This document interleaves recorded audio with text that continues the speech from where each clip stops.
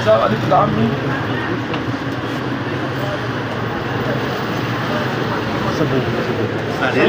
break है मानो साढ़े आगे नहीं निकालने वाला आगे करो आगे करो ਲਾਓ नहीं हम आगे करो वो पड़ेगा ऐसा वो आने को भाई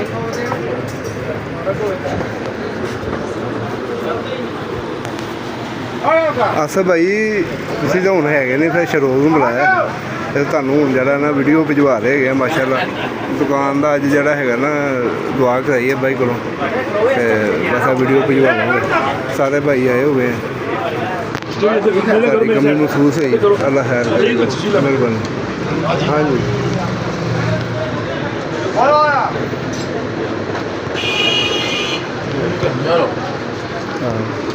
ਸਾਡੇ ਮੂੰਹ ਪੈਂਦਾ ਹੈਗੇ ਨੂੰ